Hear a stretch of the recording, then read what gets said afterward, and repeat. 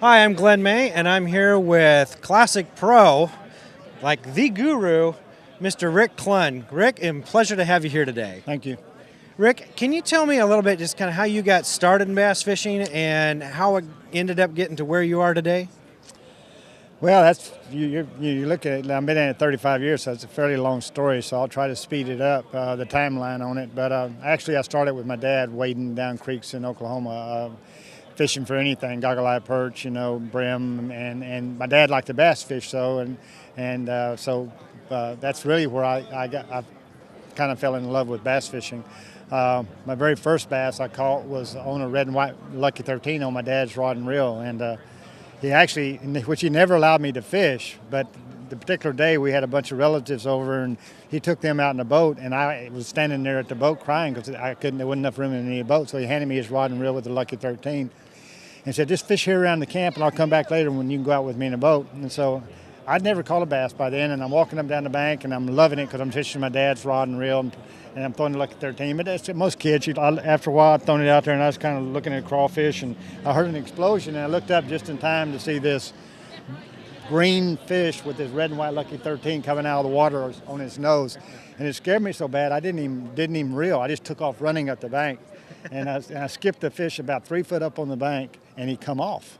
And he starts flopping back toward the bank, and I panic, and I'm running, and I dive through there like this linebacker trying to land on a fumbled football, and I land on the fish, and I get him, and again, it was the only fish anybody caught that day, and I'm so proud of him.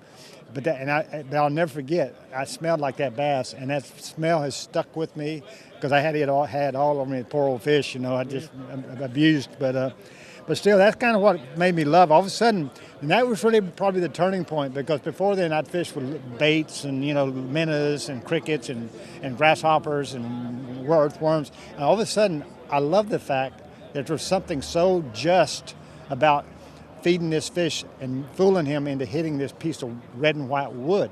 All of a sudden it became hey, this is neat. He's got to eat minnows and crickets. I'm really not fooling him, but I fooled him.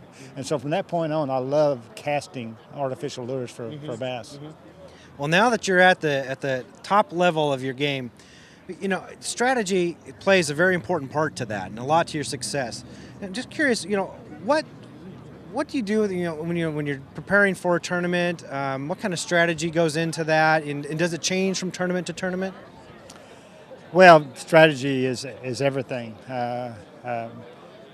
Most of these guys are very equipped at developing a strategy and applying it and executing it.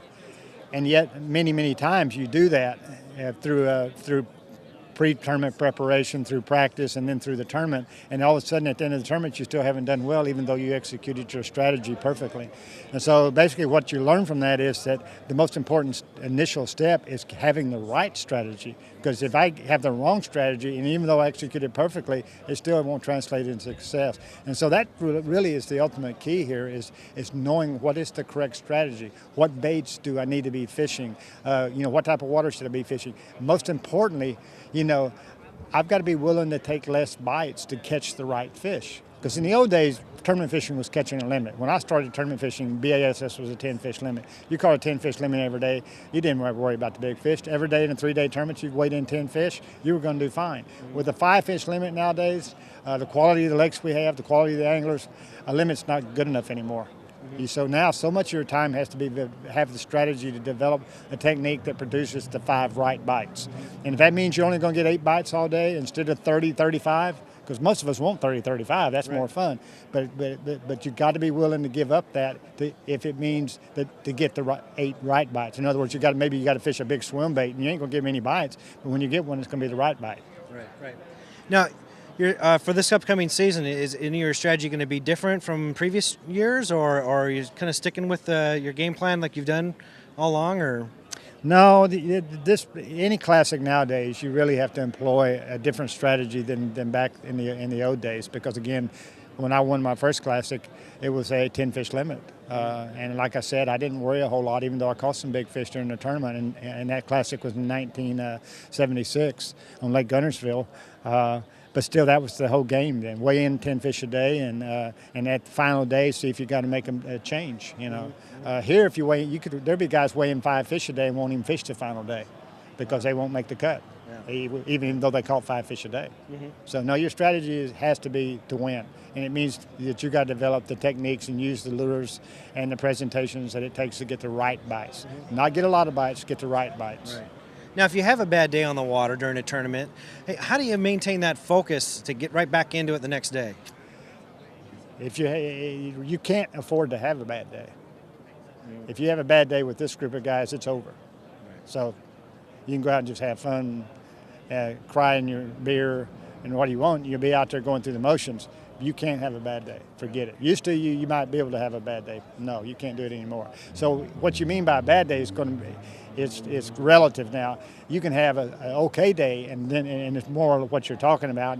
But let's say you're in 15th place, and you're, let's say, 5 pounds behind. Well, you're still in the race, and now, even though that wasn't a good day, you're still in the race, and that's really going to be the key to what your mindset and what you need to do and the changes you need to make to move yourself up. But a bad day now, you're finished. Mm-hmm. Because even though this body of water has the ability to put 25 pounds in the boat any day, which can move you up, you still, that's why a mediocre day could still keep you in the running to win. Or a bad day, even if you caught 25 pounds second day, you're not going to make that final cut probably. Right. So let me talk a little bit about your sponsors. You've got a lot of products out there with your name on it. I was curious, when it comes to those products, how much input do you have in the development and the creation of them? It depends on the company, the type of company.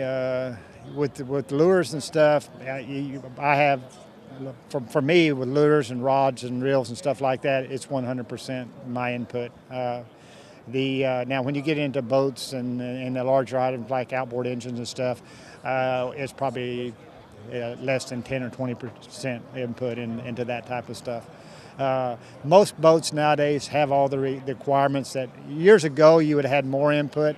But now, most boat changes nowadays, we would have might have given input back, let's say, 30 years ago. Hey, live wells and rod boxes need to be this way, and that's the kind of input we get. But that's pretty well now there. Mm-hmm. Now the only things that are changed are cosmetics and a little bit on the hull designs and stuff. And most of the time, that's somebody else doing that. It's not. We might say, hey, yeah, we want the boat to run like this and get on plane like this fast. But that's about it. Well, how about like the crankbaits that you have, the Signature Series? Yeah, that's pretty much all mine. I mean, I put all the design into that.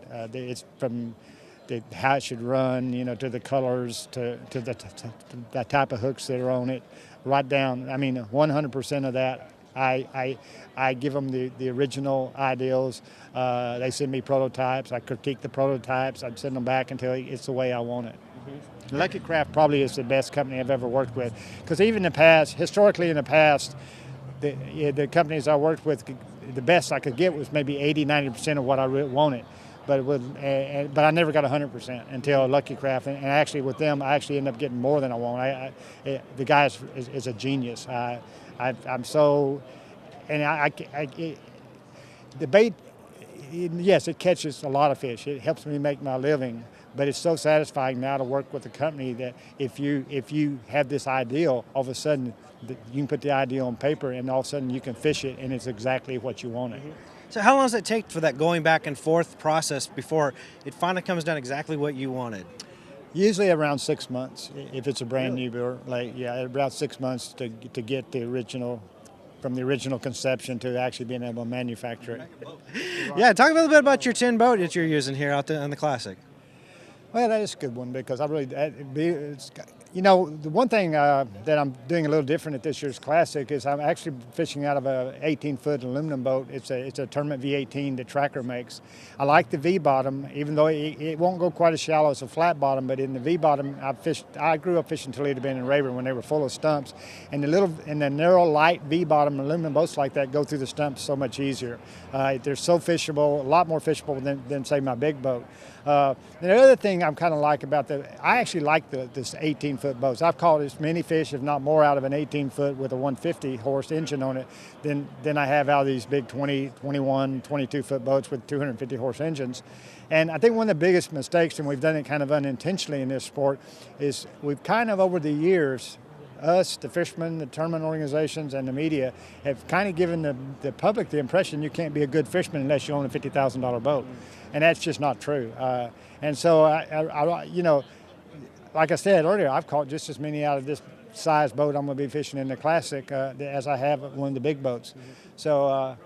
And I'm going to fish it. I'm fishing at the Classic. The Red River is perfect for an aluminum boat, but I'm actually going to fish it probably at Toledo Bend in the open, and maybe even at Amstead. So I just like the. I'm trying to erase a little bit of that message, the wrong message that we're sending to the young fans and people that you have to have. I get so many young kids call me and say, "Hey, do I have to have a 20-foot boat with the big engine on it?" And they think they do. And I think that we're blamed for that. We've given them, again, that message that you can't be a good fisherman if you don't have a big boat. Right. So. Well, thank you very much, Rick. I appreciate you being on. Good luck. Hope you get a fifth one. Thank you. All right.